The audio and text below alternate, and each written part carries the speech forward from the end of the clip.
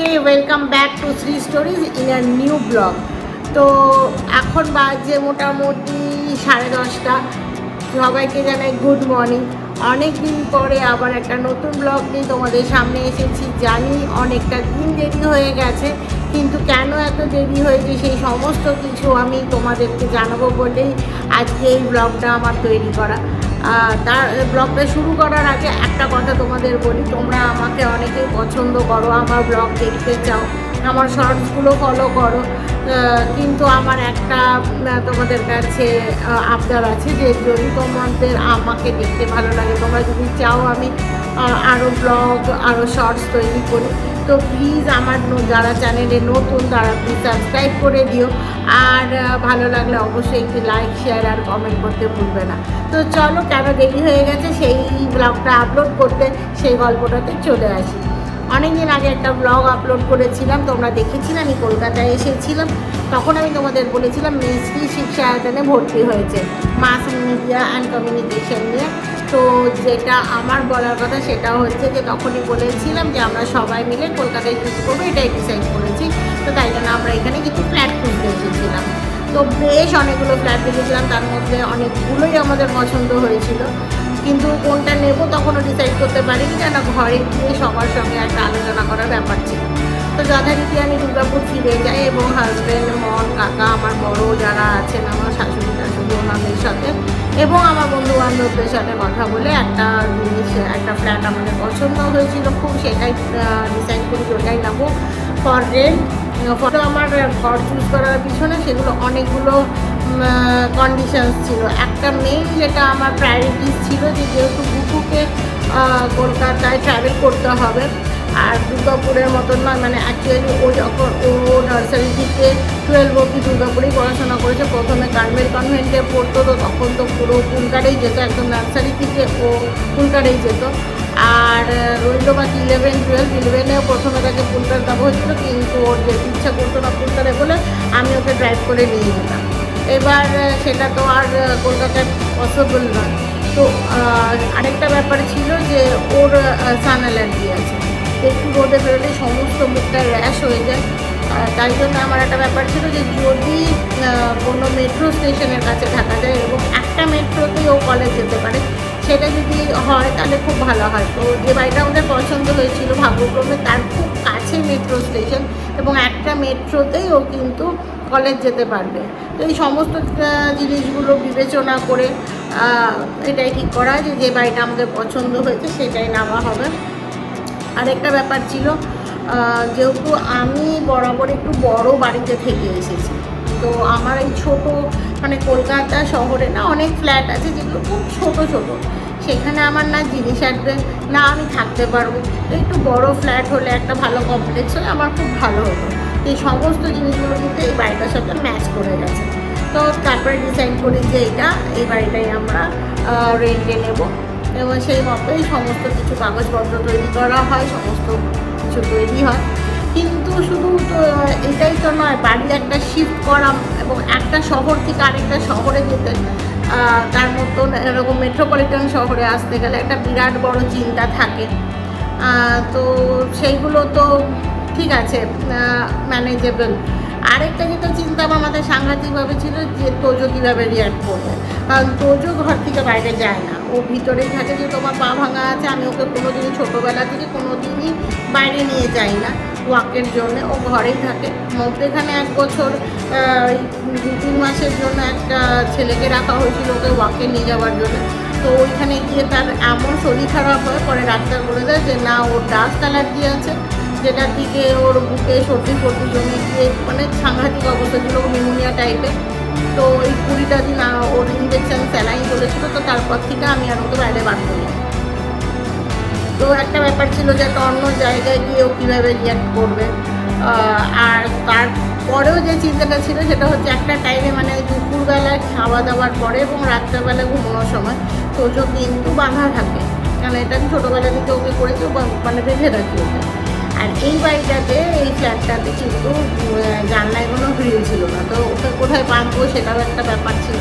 এই সমস্ত কিছু চিন্তাধারা মাথায় নিয়ে বিভিন্ন মানে সমস্যার সম্মুখীন হচ্ছিলাম। তো তখন আর মানে মানসিকতাও ছিল না, আর সময় ছিল না সত্যি কথা বলতে যে তোমাদের সাথে শেয়ার করব। তারপরে তো মুভার্স অ্যান্ড প্যাকার্সকে সব কিছু দেওয়া হলো, দুদিন ধরে ঘরে মানে একদম লন্ডভন্ড অবস্থা। এবার আর একটা ব্যাপার ছিল যে আমি একা দুর্গাপুর থেকে কলকাতায় এসে মেয়েকে নিয়ে নিজেকে খাপ খাওয়ানো, তারপরে সমস্ত জিনিস মানে মোবাইলস অ্যান্ড প্যাকার্স যারা আসবে তারা তো ওই বড়ো বড়ো জিনিসগুলো মানে ফ্রিজ ইনস্টলেশন, খাট, সোফা এগুলো ঠিক করে দিয়ে যাবে, কিন্তু যে বক্সগুলো যে পেটিগুলো আসে যেখানে তোমার রান্নাঘরের জিনিস জামা কাপড় এই সমস্ত কিছু মানে পেটিতে বেঁধে আসে সেইগুলোকে আনপ্যাক করে আবার গোছানো, এটা একটা বড় হেডেকের ব্যাপার ছিল আমার কাছে। তো থ্যাঙ্কস টু গড আমার ব্লাড রিলেশন নয় এরা কেউ, যাদের সাথে আমার জন্যে মানে আমি নিজে এই সম্পর্কগুলো তৈরি করেছি। ব্লাড রিলেটেড নয় বা বিবাহ সূত্রে তারা আমার আত্মীয় স্বজন নয়, কিন্তু তারা আমাকে অনেক হেল্প করেছে। তার মধ্যে সবচেয়ে আগে যে নামটা নেওয়া উচিত সেটা হচ্ছে চঞ্চলদার ফ্যামিলি, চঞ্চলদার মেয়ে ছেলে, চঞ্চলদা বৌদি, ওদের সাথে আমার একটা এমন রিলেশন যে বড় আত্মীয়দের সাথেও কিন্তু সেই রিলেশনটা অনেক সময় হয়ে ওঠে না। তো আমি বৌদিকে বলেছিলাম যে বৌদি আমার একটু হেল্প চাই, তোমাকে আমার সঙ্গে যেতে হবে। বৌদি কিন্তু এক কথায় রাজি হয়েছিল, তার সমস্ত কাজ তার সংসার সমস্ত ছেড়ে সে আমার সাথে এসেছিল। তো আমরা 26 তারিখে সকালবেলা 5টার সময় দুর্গাপুর থেকে রওনা দিই, এবং কীভাবে রওনা দিই সেটাও তোমাদের বলি। আমার গাড়িটা যেহেতু ইগনিস, আমার বড় গাড়ি তো নয়, 4 হুইলার ছোটো গাড়ি, তো ওখানে তোজোকে নিয়ে আসতে, তো সেখানে তোজোকে নিয়ে আসা একটা বড় ব্যাপার। তো পিছনে বৌদি আর তোজো বসে আর সামনে আমি বসি, যদিও সে গোটা রাস্তাটাই অনেকভাবে ডিস্টার্ব করেছে, যেহেতু একদম ঘরের বাইরে বেরোনো হঠাৎ করে এতক্ষণ ধরে একটা জার্নি রাস্তায়, মানে ও বিভিন্ন জিনিস দেখে একদম মানে চকিত হয়ে যাবো বলে না ওরকম। তো বাচ্চা ছেলের মতন একবার এই জানলায় দেখছে, একবার ওই জানলায়, একবার বৌদি কোলে বসছে, একবার নিচে বসছে। তো যাই হোক, আর তোজোর কলকাতায় আসার ঝলকটাও তোমাদের সাথে একটু শেয়ার করে নিয়ে হবে।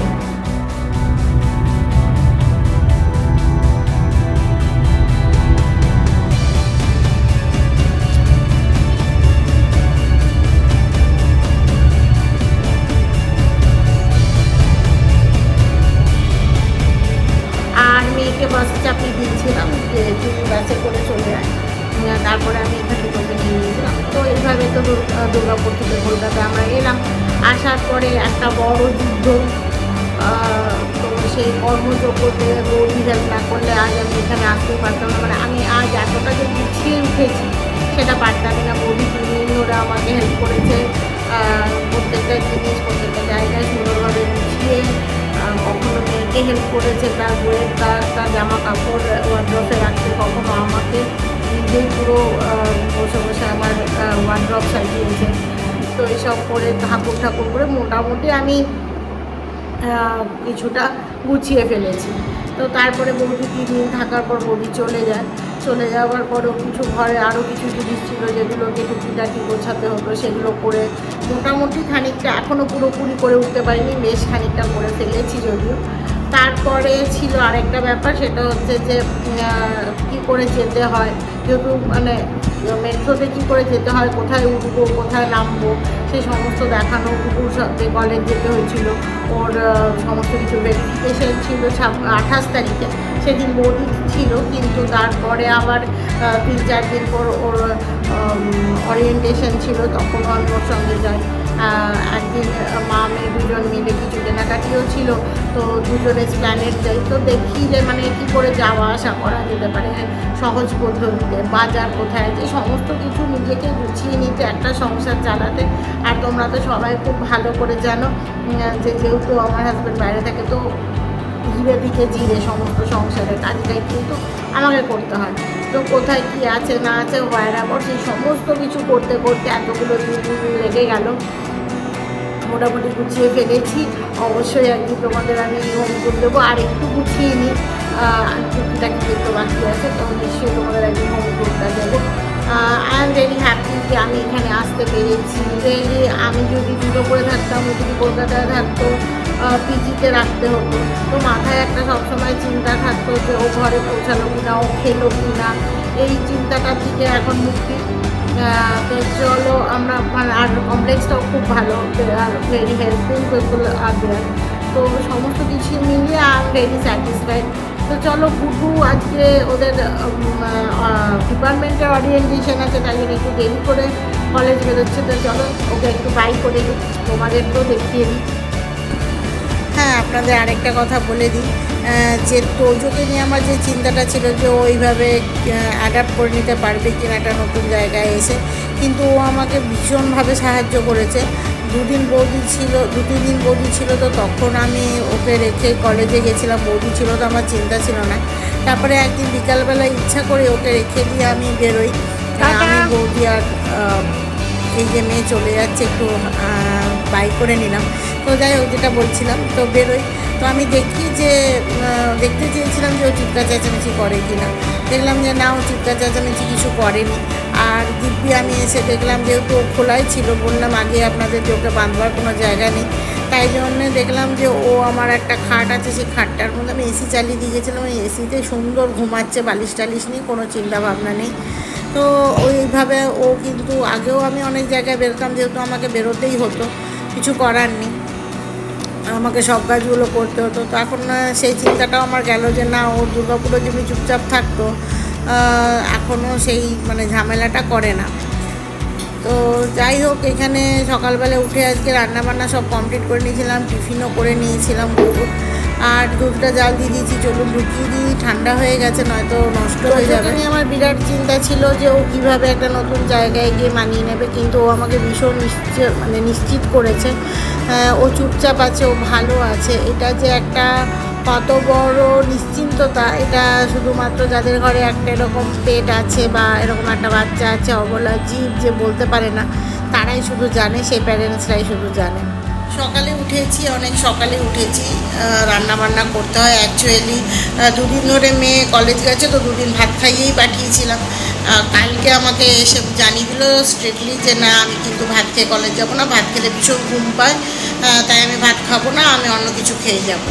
তো আমি বললাম কী খাবি? তো হঠাৎ জানি না কী হয়েছে, কদিন ধরে একটু রমা গলায় সিদ্ধ খাবো এইসব চলছে। তো বললাম রমা গলায় সিদ্ধ দিয়ে মানে খেয়ে যাব, টিফিন নিয়ে যাবো, আর এসে আমি যেহেতু 4টে সাড়ে 4টাতে চলে আসি, এসে আমি ভাত খাবো। তো আমি বললাম ঠিক আছে। তো তাও সকালবেলায় আমি উঠে গেছি, উঠে ভাত করে নিয়েছি, তোজোর ভাতও করে ফেলেছি। তোজোর রান্নাবান্না সব আমার মোটামুটি কমপ্লিট। আসলে যেটা মুশকিল হয়েছে সেটা হচ্ছে এইখানে না আমার শুধু ইন্ডাকশানটাই আছে। আমার যে নামে গ্যাসটা ছিল দুর্গাপুরে, সেটা আমি এখানে ট্রান্সফার করে আনতে পারিনি এত কাজের মধ্যে। তাই এখন শুধু ইন্ডাকশানেই ভরসা, একটা করে রান্না করতে হয়। আর যেহেতু শুধু ইন্ডাকশানে রান্না করতে, যেটা অনেকটা টাইম টেকিং, তাই সকালে চেষ্টা করি তাড়াতাড়ি উঠে যেতে। কিন্তু এতটা পরিশ্রম করার পর এতটাই ঘুম পায় যে ভাবি যে 5টায় উঠবো, ওঠা হয় না। সে উঠতে উঠতে 6টা সাড়ে 6টা বেজেই যায়। তো কোনো রকমের রান্না টান্না করে দিয়েছি। তাহলে চলো আজকে দেখিয়ে দিই প্রথমে কি রান্না। ভাত করেছি, সকালবেলা নিয়ে খাবে না জন্য করে রেখেছিলাম। আর কালকে এখানে মাটনের ঝোল করেছি, ফার্স্ট টাইম কলকাতায় এসে মাটন কিনে এনেছিলাম এবং মাটনের ঝোল বানিয়ে রেখেছিলাম। তো সেটা বার করে রেখেছি, আমি যখন খাবো তখন সুবিধা হবে আমার করতে। এখানে দই বসিয়ে দিয়েছি সকালবেলায় উঠি, কেননা রাত্রেবেলায় মানে বিকালবেলায় যে খাবারটা তোজো খায় সেটা আমি চেষ্টা করি দই ভাত দিতে। এখানে ডিম সিদ্ধ করেছিলাম তোজোর খাওয়া হয়ে গেছে, তো 2টো ডিম সিদ্ধ তোজো খেয়ে ফেলেছে। আর এটাই সেই বিখ্যাত রমা কলাই সিদ্ধ, যেটা কিছুটা আমি খেয়ে গেছে, আর রেখে দেবো, বাকি পরে খাবো আর কি। চলুন আজকের ভিডিওটা এই পর্যন্তই। দেখা হচ্ছে খুব তাড়াতাড়ি নেক্সট কোনো ভিডিওর সঙ্গে। ততদিন অবধি খুব ভালো থাকুন, সুস্থ থাকুন আর সাবধানে থাকুন। আর হ্যাঁ, অবশ্যই কিন্তু আমার চ্যানেলটাতে যারা নতুন তারা আমাকে সাবস্ক্রাইব করতে ভুলবেন না, যারা পুরনো তারা অবশ্যই আমাকে কমেন্টে জানাবেন যে কেমন লাগলো আমার এই ভিডিওটা। আর যদি ভালো লেগে থাকে তাহলে অবশ্যই একটি লাইক করে দেবেন। তাহলে চলুন আজ আসি, দেখা হচ্ছে খুব তাড়াতাড়ি। বাই।